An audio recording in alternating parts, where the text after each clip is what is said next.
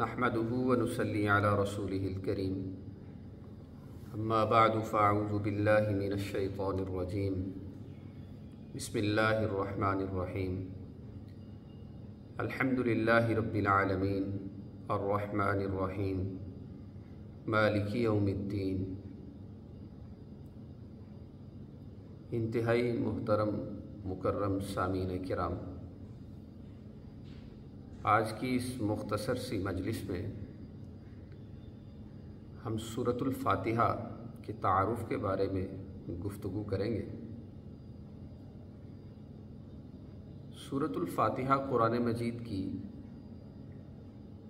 بالکل ابتدائی سورہ ہے، اور اس سورہ کے مختلف نام منقول ہیں، جیسے الفاتحہ، الشفاء، سبع من المثانی۔ اسی طرح اس کا بڑا مشہور نام ہے ام القرآن، اور اسی طرح اس کا معروف نام تعلیم المسئلہ بھی ہے۔ فاتحہ کا مطلب ہوتا ہے ابتدا، آغاز۔ چونکہ قرآن مجید کی ابتدا اور آغاز اسی سورہ سے ہوا، یہ بالکل ابتدا میں ہے، اس لیے اس کا نام سورۃ الفاتحہ ہے۔ یہ انسانوں کے لیے روحانی اور جسمانی شفا بھی ہے، اس لیے اس کا نام سورۃ الشفاء بھی ہے۔ یہ قرآن مجید کی ایسی سورہ ہے جس کی 7 آیات، اور یہ بار بار دہرائی جاتی ہیں، رپیٹ ہوتی ہیں۔ یہ نماز کی ہر رکعت میں دہرائی جاتی ہیں، اس لیے ان کو سبع من المثانی، یعنی 7 ایسی آیات جن کو بار بار دہرایا جاتا ہے، یہ نام بھی اس کا رکھا گیا۔ اسی طرح اس کا معروف نام ام القرآن۔ ام کا معنی خلاصہ، ام کا معنی مغز اور نچوڑ۔ ام کے بہت سے معنی ہیں، ام میں اس کا مشہور معنی خلاصہ اور نچوڑ، تو اس کو ام القرآن یعنی قرآن مجید کا خلاصہ کہا گیا۔ اب یہ سمجھنے کی ضرورت ہے کہ یہ سورہ پورے قرآن مجید کا خلاصہ کس طریقے سے ہے۔ تو یہ سمجھنے کے لیے اسی طرح اس کا مشہور نام ہے ام القرآن۔ ام کا معنی ہوتا ہے خلاصہ، مغز اور نچوڑ، یعنی اس سورہ کو سورۃ الفاتحہ کا خلاصہ، یعنی اس سورہ کو قرآن مجید کا خلاصہ کہا گیا۔ اب یہ سورہ قرآن مجید کا خلاصہ کس طریقے سے ہے، اس کو سمجھنے کے لیے ہمیں 2 حضرات کی تقریر کو سمجھنا پڑے گا۔ ان میں سے پہلے ہیں مولانا شبیر احمد عثمانی رحمہ اللہ، نامور عالم دین، مشہور عالم دین۔ انہوں نے فرمایا کہ پورے قرآن مجید میں کل 6 بڑے مضامین بیان کیے گئے ہیں، اور وہی 6 مضامین سورۃ الفاتحہ میں بھی بیان کیے گئے۔ یوں اس لحاظ سے سورۃ الفاتحہ پورے قرآن مجید کا خلاصہ ہے۔ وہ 6 مضامین یہ ہیں: توحید، رسالت، احکام الہیہ، قیامت، ماننے والوں کے احکام اور نہ ماننے والوں کے احکام۔ مولانا شبیر احمد عثمانی رحمہ اللہ فرماتے ہیں کہ یہ 6 کے 6 مضامین سورۃ الفاتحہ میں بھی موجود ہیں۔ جیسے الحمدللہ، اس میں توحید کا بیان ہے۔ الحمدللہ رب العالمین الرحمن الرحیم، ان 2 آیات میں اللہ تعالیٰ کی توحید اور وحدانیت کا بیان ہے۔ مالک یوم الدین، اس میں قیامت کا بیان ہے۔ ایاک نعبد و ایاک نستعین اہدنا الصراط المستقیم، اس میں احکامات الہیہ کا بیان ہے۔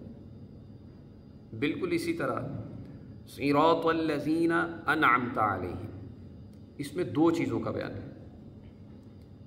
ایک رسالت کا بیان ہے، وہ اس طرح کہ اس میں انعام یافتہ لوگوں کا تذکرہ ہے، منعم علیہم کا تذکرہ ہے، اور ان میں سر فہرست انبیاء کرام علیہم الصلاۃ والسلام ہیں۔ یوں اس لحاظ سے اس آیت میں رسالت اور اس کے احکامات کا تذکرہ ہے۔ اور دوسری بات اس میں ماننے والوں کے احکامات، اسی طرح غیر المغضوب علیہم ولا الضالین، اس میں نہ ماننے والوں کے احکامات کا ذکر ہے۔ یوں وہ پورے 6 کے 6 مضامین جو پورے قرآن مجید میں بیان کیے گئے وہ سورۃ الفاتحہ میں موجود ہیں۔ اس لحاظ سے سورۃ الفاتحہ پورے قرآن مجید کا خلاصہ ہے۔ دوسری تقریر اس پر ہمارے شیخ مولانا حسین علی الوانی رحمہ اللہ تعالی کی ہے۔ کیا خوب فرماتے ہیں کہ حضرت علی رضی اللہ تعالی عنہ سے منقول ہے کہ تمام آسمانی علوم اور قرآن مجید کا خلاصہ سورۃ الفاتحہ ہے۔ وہ اس اعتبار سے حضرت شیخ فرماتے ہیں کہ قرآن مجید کو مضامین کے اعتبار سے 4 حصوں میں تقسیم کیا جاتا ہے۔ پہلا حصہ سورۃ الفاتحہ سے لے کے سورۃ المائدہ کے آخر تک، اس میں بڑا مضمون جو بیان کیا گیا ہے وہ ہے اللہ تعالیٰ کی خالقیت، یعنی ساری کائنات کے خالق اللہ تعالیٰ ہیں، ایک ذرے سے لے کے بڑی سے بڑی مخلوق کے خالق اللہ تعالیٰ ہے۔ دوسرا حصہ سورۃ الانعام سے شروع ہو کر سورہ بنی اسرائیل کے اختتام تک چلتا ہے۔ اس میں دوسرا بڑا مضمون بیان کیا گیا کہ جب خالق اللہ تعالیٰ ہیں تو اس کائنات کو پالنے والے، اس کے رب اور اس کی ضروریات کو پورا کرنے والے بھی اللہ تعالیٰ ہیں۔ قرآن مجید کا مضامین کے اعتبار سے تیسرا بڑا حصہ سورۃ الکہف سے شروع ہوتا ہے اور سورہ احزاب کے آخر پہ جا کے ختم ہوتا ہے۔ اس میں بیان کیا گیا کہ تخت بادشاہی پر براجمان بھی فقط اللہ تعالیٰ کی ذات ہے، یعنی جب خالق اللہ تعالیٰ، جب رب اللہ تبارک و تعالیٰ کی ذات، تو پھر تخت بادشاہی پہ براجمان اور متمکن بھی اسی کی ذات ہے، یعنی مالک و متصرف مختار ذات فقط اسی کی ہے، اس کے علاوہ کسی اور کی ذات مالک و مختار اور متصرف نہیں ہے۔ قرآن مجید کا چوتھا بڑا حصہ سورہ سبا سے شروع ہو کر قرآن مجید کے آخر تک چلتا ہے، اور اس میں بیان کیا گیا کہ جس طرح دنیا میں مالک و متصرف ذات تخت بادشاہی پہ براجمان ذات اللہ کی ہے، تو اسی طرح روز آخرت کی مالک و مختار ذات بھی فقط اللہ کی ہے، اس کے علاوہ کوئی اور نہیں ہے۔ وہ اتنا بڑا بادشاہ، وہ اتنا بڑا طاقتور کہ اس کے سامنے کوئی شفیع غالب نہ ہوگا، اس کے سامنے کسی کی زبردستی سفارش نہ چلے گی۔ پورے قرآن مجید کے ان چاروں حصوں میں جو 4 بڑے مضامین بیان کیے گئے ہیں، حضرت شیخ فرماتے ہیں کہ یہ چاروں کے چاروں مضامین سورۃ الفاتحہ میں بھی موجود ہیں۔ اس لیے سورۃ الفاتحہ پورے قرآن مجید کا خلاصہ ہے۔ اب پہلا بڑا مضمون وہ ہے خالقیت، تو وہ موجود ہے الحمدللہ کے اندر۔ وہ اس طرح کہ لفظ اللہ، جب بھی یہ نام اللہ تعالیٰ کا معروف اور ذاتی نام جب لیا جاتا ہے تو اس سے مراد اللہ تعالیٰ کی معروف صفت خالقیت مراد ہوتی ہے۔ تو الحمدللہ کے اندر گویا یہ بیان مقصود ہے کہ اس کائنات انسانی کا خالق فقط اللہ تعالیٰ کی ذات ہے، کوئی اور نہیں ہے۔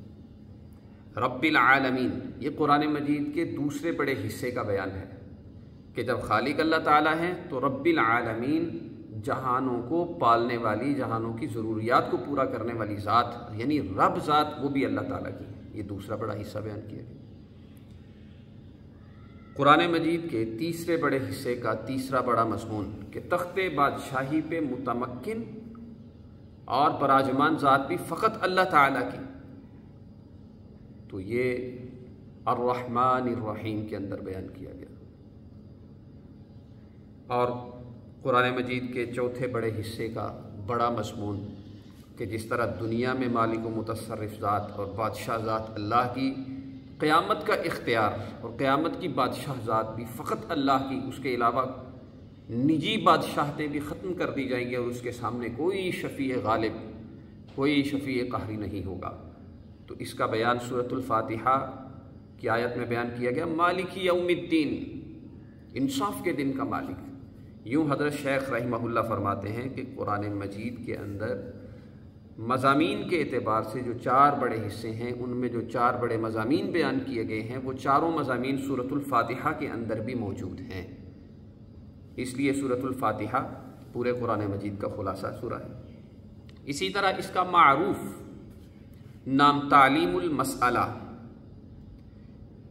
یعنی سوال کی تعلیم دی گئی۔ اس میں مسئلہ سوال کرنا، مانگنا، دعا کرنا۔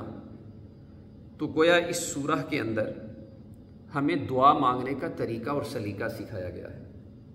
اندازہ کیجئے کہ جب کوئی مانگت فقیر کسی کے دروازے پہ آتا ہے، دستک دیتا ہے، تو سب سے پہلے وہ اس گھر کے مالک کی تعریف اور ثنا کرتا ہے، اس کے گن گاتا ہے۔ پھر اس کے بعد اپنی عجز و انکساری بیان کرتا ہے، اپنی کمزوریوں کو سامنے رکھتا ہے اس کے، اور پھر آخر میں جا کر وہ اپنا مدعا اس کے سامنے رکھتا ہے، یعنی اس سے مانگتا ہے۔ اگر دیکھا جائے تو اس سورہ کے اندر بھی ایک بندہ مومن ایک فقیر کے طور پر اللہ کے دربار میں حاضر ہوتا ہے، اور پھر اس کے مانگنے کا انداز وہی ہوتا ہے جو ایک فقیر کا ہوتا ہے۔ لیکن یہاں فرق یہ ہے کہ وہ جو عام فقیر ہے، دنیا دار فقیر ہے، وہ دنیا دار کے سامنے حاضر ہوتا ہے، اس سے مانگنے کی کوشش کرتا ہے۔ لیکن اس سورہ کی خوبصورتی یہ ہے کہ اس سورہ کا پڑھنے والا، اس سورہ کو مد نظر رکھ کے رب کے حضور حاضر ہونے والا کسی اور کے در پہ دستک نہیں دیتا، بلکہ رب العالمین کے دروازے پہ دستک دیتے ہوئے سب سے پہلے اس کی تعریفیں اور ثنائیں بیان کرتا ہے۔ کہتا ہے الحمدللہ رب العالمین، سب تعریفیں اس اللہ کی جو سارے جہانوں کو پال رہا ہے۔ الرحمن الرحیم، بے حد مہربان، نہایت رحم کرنے والا۔ مالک یوم الدین، انصاف کے دن کا مالک۔ یہ اس کی تعریفیں ہیں، یہ ثنائیں ہیں۔ جس وقت انسان اللہ تبارک و تعالیٰ کی تعریفیں اور ثنائیں کر کے فارغ ہوتا ہے تو پھر اپنے عجز، اپنے انکسار کا اظہار کرتا ہے اور اللہ سے کچھ وعدے اور معاہدے کرتا ہے، اور وہ یوں ہے، ایاک نعبد و ایاک نستعین۔